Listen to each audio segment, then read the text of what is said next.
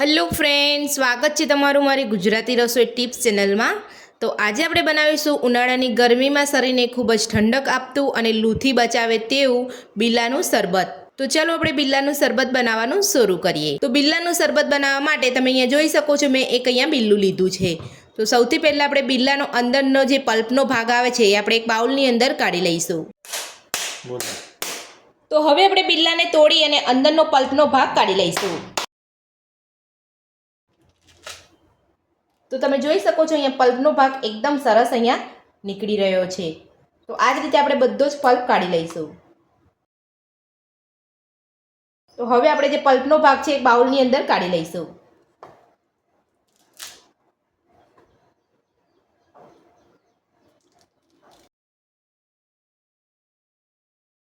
તો બિલ્લું તોડી અને બધો જ પલ્પ આપણે અહીંયા કાઢી લીધો છે અને તમે જોઈ શકો છો આ બી વાળો ભાગ છે એ પણ આપણે અહીંયા લઈ લેવાનો છે। આપણે બી વાળો ભાગને અલગ નથી કરવાનો। તો હવે આપણે બધું સરસ રીતે મસળી લઈશું। મસળી અને આપણે અહીંયા પલ્પ કાઢી લેવાનો છે। તો સૌથી પહેલાં આપણે મસળતા પહેલાં આપણે થોડું પાણી ઉમેરીશું। આ રીતે તમારે હાથની મદદથી જ તમારે અહીંયા બધું સરસ રીતે મસળી લેવાનું છે। તો તમે જોઈ શકો છો આપણે અહીંયા બધો જ પલ્પ એકદમ સરસ રીતે અહીંયા મેશ હાથથી થઈ રહ્યો છે। તો હવે આપણે બીજું થોડું પાણી ઉમેરીને ફરીથી આપણે અહીંયા મેશ કરી લઈશું। તો આપણે હાથની મદદથી આપણે બધું સરસ અહીંયા પલ્પને મેશ કરી લીધો છે। તો હવે આપણે ગળણી મૂકી અને બધો જ પલ્પ સરસ રીતે આપણે ગાળી લઈશું। તો હવે આપણે બધા જ પલ્પને ગાળી લઈશું। તો આ રીતે તમારે અહીંયા થોડો થોડો પલ્પ ગાળણીની અંદર ઉમેરી અને પછી તમારે અહીંયા પલ્પને સરસ રીતે ગાળી લેવાનો છે। તો જે વધારાના રેસા અને બીનો ભાગ હશે એ અહીંયા નીકળી જશે। પલ્પને ગાળી અને બી અને રેસાવાળો ભાગ આપણે અહીંયા કાઢી લીધો છે।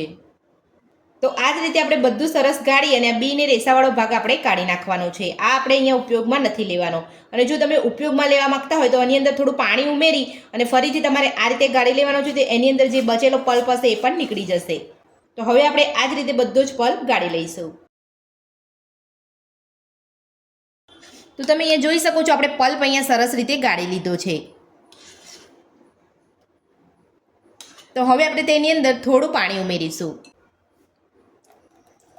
તો શરબત તમે અહીંયા જે રીતે પીવા માંગતા હોય, જાડું કે પાતળું, એ રીતે તમારે અહીંયા પાણી ઉમેરવાનું છે। તો પાણી ઉમેરીને બધું સરસ મિક્સ કરી લઈશું। તો હવે આપણે તેની અંદર અડધી ચમચી જેટલો સંચર પાવડર ઉમેરીશું। સાથે જ અડધી ચમચી જેટલો શેકેલા જીરાનો પાવડર ઉમેરીશું। 2 ચમચી દરેલી સાકર ઉમેરીશું। તમે સાકરની જગ્યાએ ખાંડ પણ લઈ શકો છો અને ગોળ પણ લઈ શકો છો। મેં અહીંયા 2 ચમચી દરેલી સાકર ઉમેરું છું। સાથે જ અડધા લીંબુનો રસ ઉમેરીશું।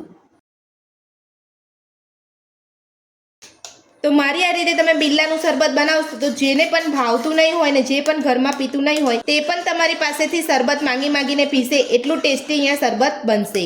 તો ઘણીવાર એવું બનતું હોય છે કે આપણને ટેસ્ટ સારો ના લાગતો હોય એટલે આપણે નથી પીતા, પણ તમે મારી આ રીતે એકવાર બનાવશો ને તો એકદમ ટેસ્ટી તમારું શરબત બનીને તૈયાર થશે। તો આપણે અહીંયા શરબત બનીને તૈયાર છે। તો હવે આપણે ગ્લાસની અંદર સર્વ કરી લઈશું। તો શરબતને સર્વ કરવા માટે મેં અહીંયા એક કાચનો ગ્લાસ લીધો છે। તો સૌથી પહેલાં તેની અંદર આપણે બરફ ઉમેરીશું। તો હવે આપણે જે બિલ્લાનું શરબત બનાવીને રાખ્યું છે તે ઉમેરીશું। હવે આપણે તેમાં અડધું પાણી ઉમેરીશું। તો આ રીતે તમારે અહીંયા સર્વ કરવાનું છે। અડધું બિલ્લાનું શરબત અને અડધું પાણી ઉમેરવાનું છે। તો જો તમે અહીંયા જાડું પીવા માંગતા હોય શરબત તો તમારે અહીંયા પાણી થોડું ઓછું ઉમેરવાનું છે। તો હવે આપણે તેની અંદર ઠંડુ પાણી ઉમેરીશું અને બધું સરસ મિક્સ કરી લઈશું। તો આપણું બિલ્લાનું શરબત બનીને તૈયાર છે અને આપણે અહીંયા ગ્લાસની અંદર સર્વ પણ કરી લીધું છે। તો આ ઉનાળાની ગરમીમાં લૂથી બચવા માટે અને શરીરને ખૂબ જ ઠંડક આપવા માટે મારી આ રીતે તમે બિલ્લાનું શરબત બનાવવાનું એકવાર ઘરે જરૂરથી ટ્રાય કરજો। તો બિલ્લાનું શરબત બનાવવાની રીત તમને મારી ગમી હોય તો મને કોમેન્ટ બોક્સમાં જરૂરથી જણાવજો। આજની રેસીપી પસંદ આવી હોય તો વિડીયોને લાઇક કરજો, ચેનલને સબસ્ક્રાઇબ કરજો, તમારા મિત્રોને જરૂરથી શેર કરજો। Thank you.